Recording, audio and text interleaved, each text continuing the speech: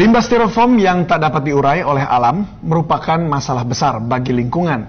Jika dibakar, asap hitamnya menjadi polusi udara. Namun jika dibuang, bisa menjadi penyebab banjir.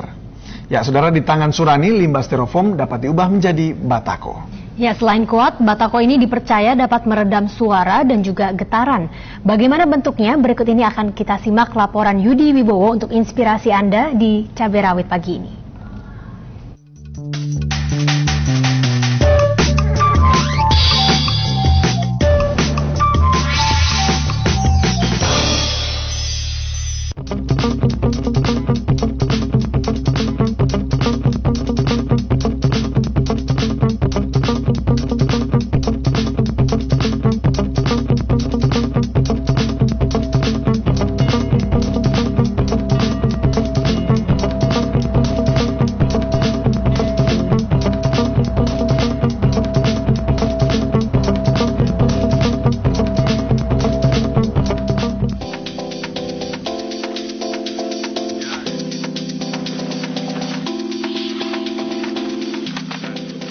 Dibuang sayang, itulah gambaran limbah styrofoam di benak Surani, warga Tipar Cakung, Jakarta Timur.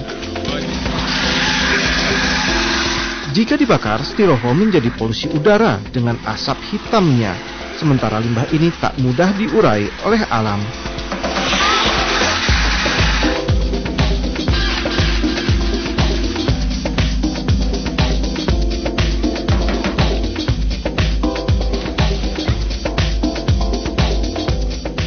Awalnya styrofoam ini hanya digunakan untuk pengurukan tanah, namun di tangan Surani, limbah ini dijadikan material tambahan pembuatan batako. Selain menghemat bahan baku pasir, campuran styrofoam dipercaya kuat, sekaligus dapat meredam suara dan getaran.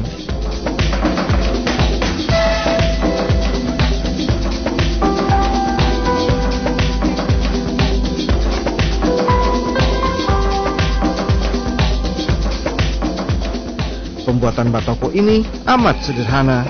Dengan komposisi campuran 50% styrofoam, 40% pasir, dan 10% semen, kemudian dibentuk menggunakan cetakan batako atau cetakan kayu buatannya.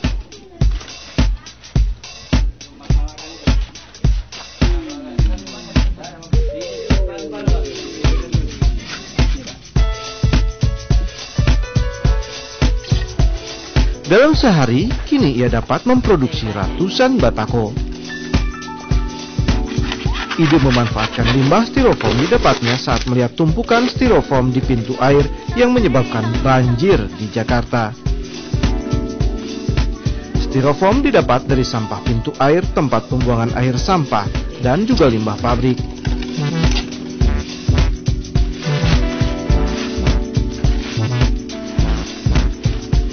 Belakangan, ia juga membuat berbagai benda seni dari limbah styrofoam yang dicampur dengan limbah kertas, di antaranya kaligrafi dan bingkai foto.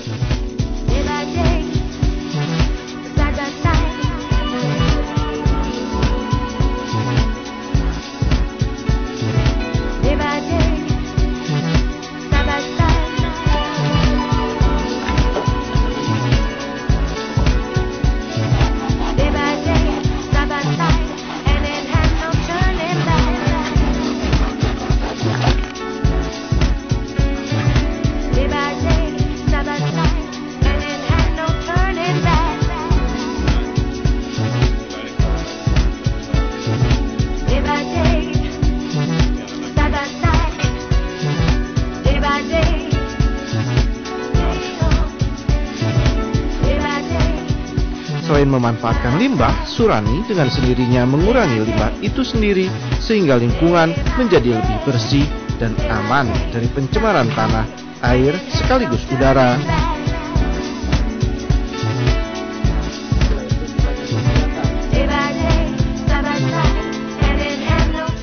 Saya ingin dari teman-teman bisa mengikuti jejak saya karena saya sekarang sudah kualan mengolah styrofoam.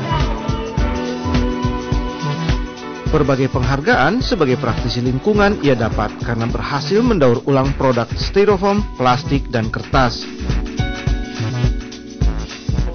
Waktu itu saya udah ketemu gubernur, wakil gubernur, tapi nggak hanya bilang bagus saja.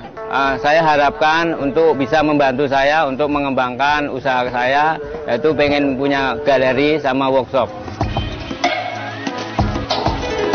Apa yang dilakukan Surani tak hanya menguntungkan dari sisi ekonomi, namun juga menyelamatkan lingkungan.